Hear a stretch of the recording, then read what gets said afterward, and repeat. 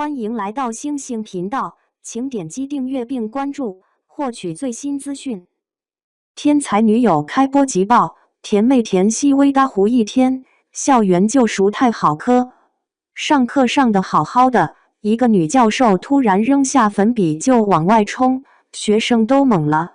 倒不是有人砸场子，是她手上那块电子表，屏幕上的星星突然亮了。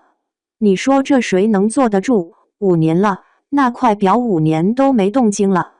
结果偏偏在这个节骨眼上亮了起来。这段戏就是《天才女友》开场的第一个名场面，也是这部剧开播就爆火的最大功臣。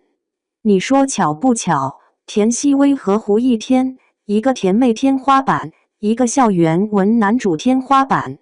两个人往那一站，这剧的收视基本就稳了一大半。关键是天才女友这个设定是真的有点东西，女主智商174，比爱因斯坦还高9分。14岁上大学，22岁就在清北大学当教授了，就问你这个履历你怕不怕？但是林之夏这个天才吧，跟你想的那种一路开挂的爽文女主还不一样。她从小不合群没朋友，社交能力基本为零，班里同学都觉得他是个怪人，他自己也不在乎。然后胡一天演的江于白来了，4年级转学过来，直接坐他旁边当了同桌。这哥们跟林之夏完全是两种物种，智商可能就普通人水平吧，但情商是真的高，朋友多到能组一个足球队。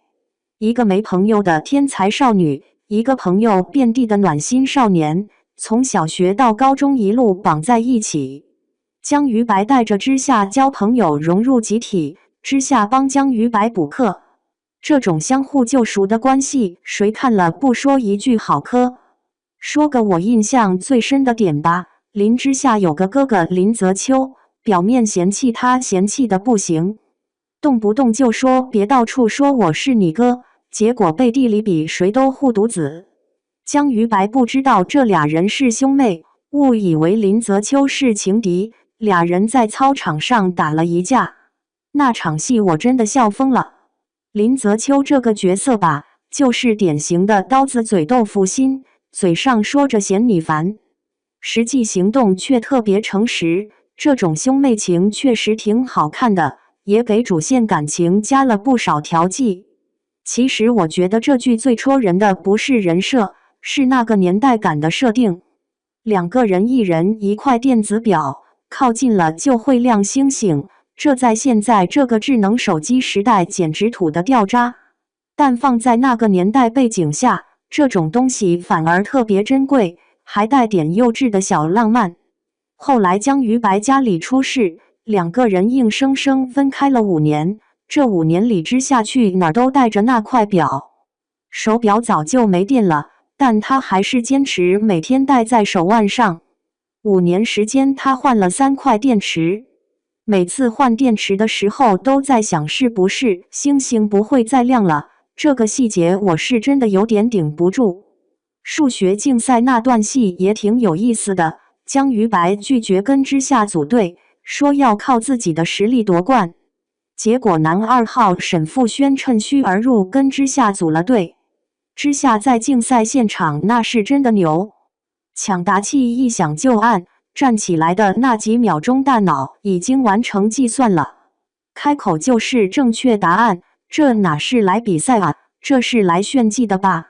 然后你就觉得这种学霸思维好爽，结果他所在的团队最后输了，你说气不气人？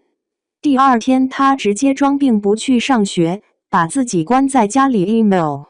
这一段就写得挺像个真实的女孩子。天才也有输不起的时候，不是什么完美人设，反而让人觉得他挺可爱的。江于白这个人吧，前期真的是那种阳光开朗大男孩，他看之夏的眼神老早就变味了，就那种陪着陪着突然发现不对劲，身边这个智商爆表的女孩子早就住进心里了。但是编剧就是虐你，他还没来得及告白，家里卷进诈骗案，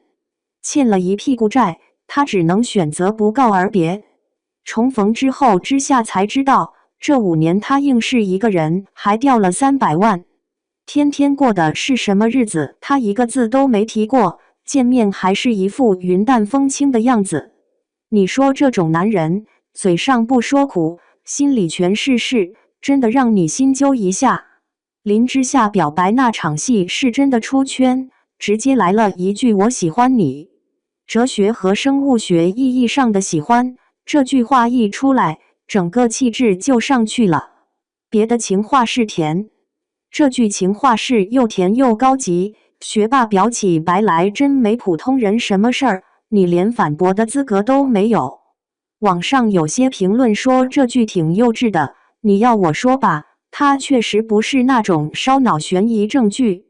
没有强冲突也没有大格局，但它就是有个本事，你点开第1集就停不下来，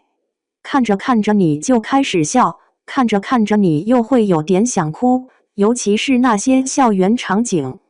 那种青春期的懵懂和纯粹的感情，真的挺打动人。你明知道剧情不现实，明知道真实生活里不会有智商174的天才少女，也不会有什么电子表星星，但你就是愿意看下去。田曦薇演的林之夏真的挺有灵气的，从高傲冷漠到慢慢学会接受别人的善意，她每个阶段的眼神变化都拿捏得挺好。胡一天演江于白也突然会了，那种从少年到男人的转变，成熟了但有坚持。